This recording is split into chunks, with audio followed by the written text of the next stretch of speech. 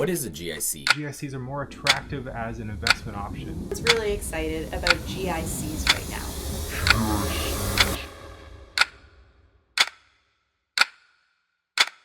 Hey everyone, and welcome back to the channel. Let's talk about something I've heard from so many people. The fear of investing. It can be genuinely terrifying. And honestly, I felt that exact same way. I remember back in 2017, 2018, I was considerably younger, and most of my money was just sitting in a savings account at RBC. The interest rate was so low, it was basically paying me pennies. I think it was something like 0.05% at the time. I was working a job, earning money, but it felt like my savings were just doing absolutely nothing. So naturally, I decided to make the appointment RBC branch. I sat down with a representative, and they showed me something called GIC. I looked at the rate they were offering. I remember at the time was something not very high, maybe 2.5 or 3% for a one-year term. And honestly, I was terrified. A year felt like a lifetime to lock my money away. But the idea that money could somehow make more money without me having to do anything was really a shocking concept to me at the time. As scary as it felt, that was my first real investing experience, you could call it. And it was a GIC at a big bank. It really opened my eyes to the idea that my money didn't have to just sit in a savings account or something, doing absolutely nothing. And while I've since branched out to a lot of other platforms and a lot of other securities like stocks and ETFs on Wealthsimple, and speaking of Wealthsimple, I got a video about my experience with them that you can check out. That first GIC was really a game changer. So if you're feeling the same fear when it comes to investing, don't give up just yet. A GIC is one of the safest and most secure ways to get your money working for you.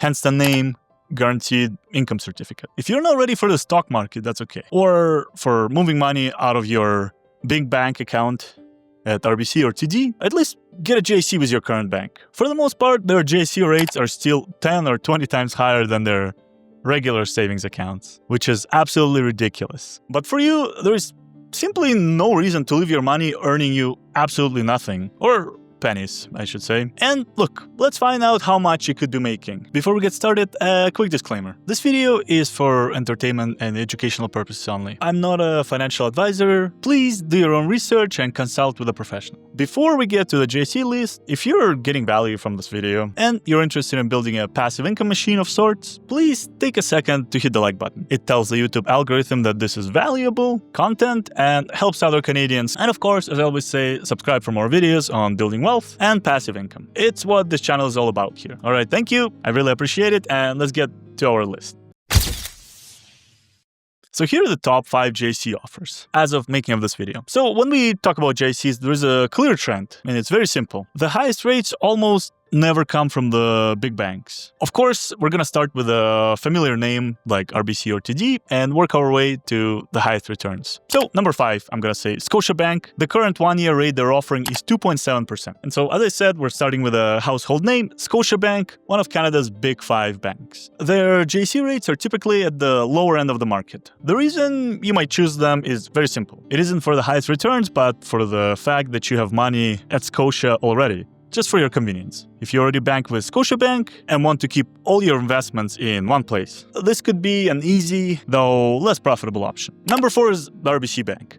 And the current one-year GIC is 2.8%. Their main appeal is the massive branch network and brand recognition. So you feel safe when you think about RBC. And for many people, there is a certain comfort, shall I say, in knowing they can walk into a branch, a physical branch, and talk to a representative. While their rates are better than some of their peers, again, Scotiabank, for example, they're still well below what you can find elsewhere. Now, EQ Bank is on the 3rd place at the rate of 3.4%. Here's where we're getting into the online-only players, where rates start to get a little bit more interesting. EQ Bank is the digital banking leader known for its fantastic GIC rates and a very user-friendly platform. It's a digital arm of the Equitable Bank that deals with mortgages. And since they don't have all that overhead of physical branches and all these employees sitting at these physical branches, they can offer rates that are, I would say, significantly bigger than traditional banks. In my opinion, this is a great first step for anyone looking to move beyond the big 5.